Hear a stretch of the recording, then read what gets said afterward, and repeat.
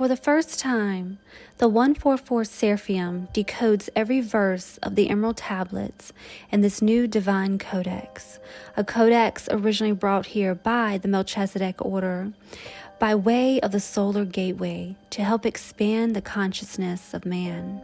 The keys in these tablets help one obtain the Emerald Formula, known esoterically today as Ascension.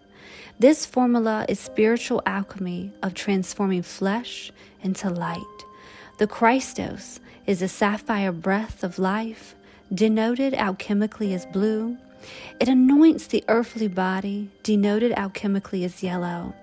These two unify within self to awaken the dead, which simply is the mortal body, by way of an internal solar flash, burning away the chains that kept it bound within the walls of time, leaving behind a trail of ashes, as the initiate is now light-born, seen rising from these ashes of what it thought it was, and carried unto the wings of the firstborn sun, into the halls that amend time and space.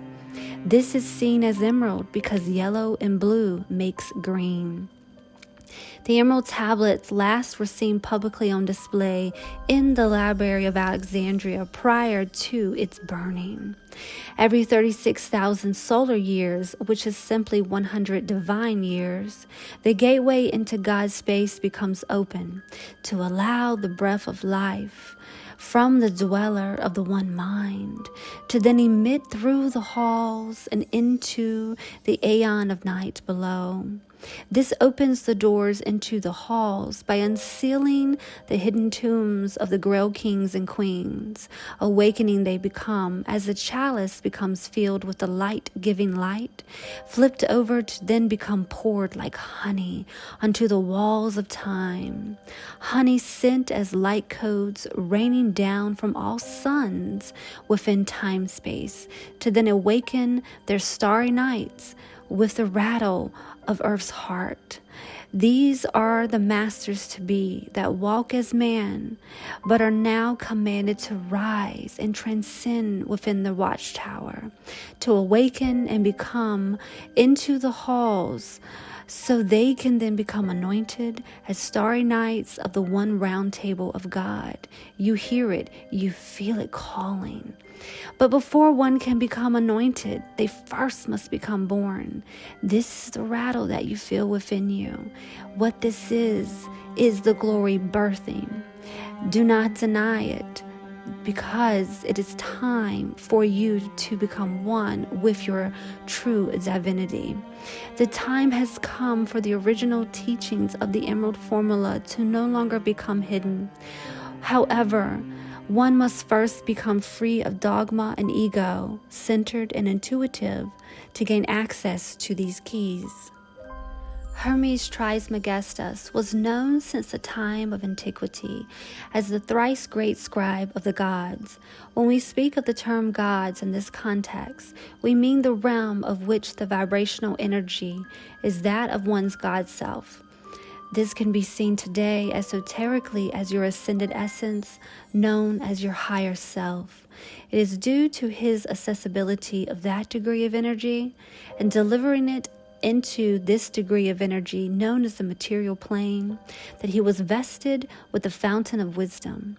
Doctrines of his teachings are known mostly by the term Hermetic philosophy. The title Hermetic denotes sealed secrets. The definition of the word secret means hidden from human understanding. Temples were originally crafted with the intent to teach initiates knowledge that holds layers of meaning beyond the scope of the average mortal mind. It is because of this that the tagline for these Hermetic temples of mysteries was, "Do not cast pearls before swine." Swine is symbolized by the average mortal mind that is seated with a power that desires to feed from the earth. It desires that of the material walls of time. Pearls are cherished principles of the Divine One, who simply is the pre-existent one, who simply is the one mighty pearl. Only those who have conquered the roars of the ego mind and aligned themselves with their higher mind, which simply is your soul, are then bestowed into the halls that grant them the crowning of their intellect. Each soul is a seated thought of the one mind we call our Creator, the source of the light-giving light, the luminous pearl. The one exists as the one light-giving light, inhabiting it by way of the intellect, and the intellect inhabits it. It accomplishes this by way of the three-sealed crown of glory. The three seals upon his crown are existence, because he is the one unity and fullness; vitality, because he is the living one; blessedness, because he is the one thought of life, which simply is to exist. Blessedness simply is the activity of insubstantial existence, which is the living thought form, which is simply us. It is existence itself. All exist as thought forms within the one intellectual mind. Therefore, only when one is unified with the one does existence become perfected and blessedness, because life itself is the power that exists in all that truly exists. The one is perfection because it is whole, it never divides, it is fullness. To truly exist is to become full unto the glory, because it is not divisible within itself. It is imperishable because it is the perfected concept of existence. To obtain salvation is to truly exist. The one is the activity of life that unifies with the luminous intellectual pearl, the power, the one word.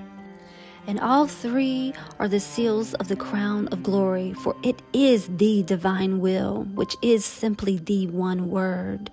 And this is the parable of the triple powers of his unity, and this is how one can become thrice born. It is upon this crowning moment that sacred honey from the mighty beehive of creation can now be obtained by the hungry bear that has simply arisen from its winter hibernation. This sacred act later became known as the drink of the gods, because it is only accessible when one unifies with their godly expression. This godly expression is known spiritually today as your higher self. When oracles, who we simply are scribes of divine, worked in these temples, they were known to drink of the gods because of the clear and direct channel that we have into the God space kingdoms. Hermes was once taught in these temples, and it is because of this thrice-born crowning that he is spoken of in ancient texts to drink from the fountain of wisdom. Until an initiate has become crowned, their intellect aligns within a specific degree of understanding, which are seen as the 144 rays of the one intellect. It is due to this that the Hermetic teachers are said to feed milk to babes and meat to men. However, as one gains expansion and ascends to 33 degrees of the 144 divine Pymander, they will unlock another layer, another degree of these sacred teachings. Henceforth, to decipher the emerald tablets, one must first have their body in perfected balance. The poles of their equilibrium must be in perfected alignment with that of earth and the one intellect.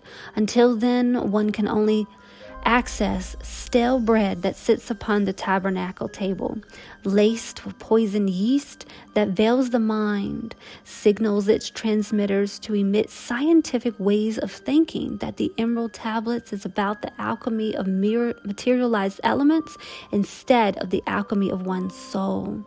The very sacred Ascension that morphs man's flesh into light by way of the emerald formula. Hermetic teachings were known as secret doctrines and started to degenerate in ancient Persia and India when the teachers then became priests.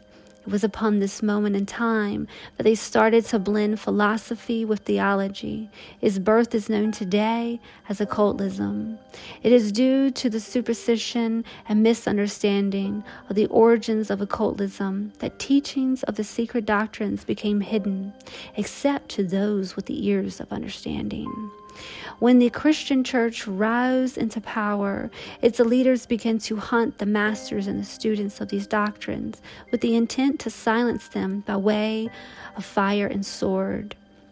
Sacred oral philosophical teachings were now becoming smothered, and the keepers of its flame had to become hidden. Tending carefully to the embers of this flame with the knowing that one day the sects of the church will desire to return to its roots of antiquity, to its roots that stem from the mystic teachings once brought here by the Melchizedek order by way of the solar tribes that descended from the sun. This desire will occur because generation after generation, its origins and teachings have become so slaughtered that one can no longer trace the slither of truth and understanding it so claims to possess.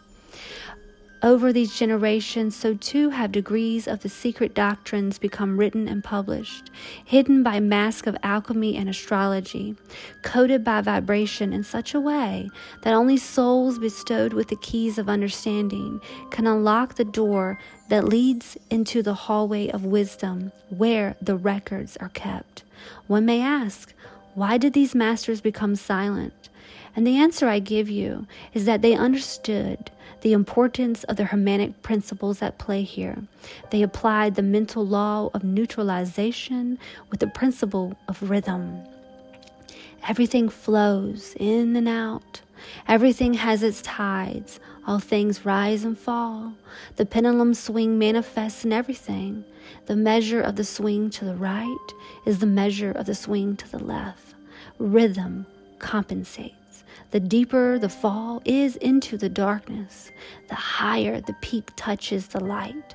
My fellow man, I say to thee, the sun is starting to rise. Keep your focus towards the rays of the light. Fly as one, home, to be knighted as conquerors of the night, to become starry knights of the round table. Anointed by the hand of command of the self-generated light spark that is now reaching down to you, the dweller of the one mind that anoints all who become light-born, no longer bound by suits of flesh. Illuminated, you will now become as a starry night into God's watchtower to then watch over the realm of the night.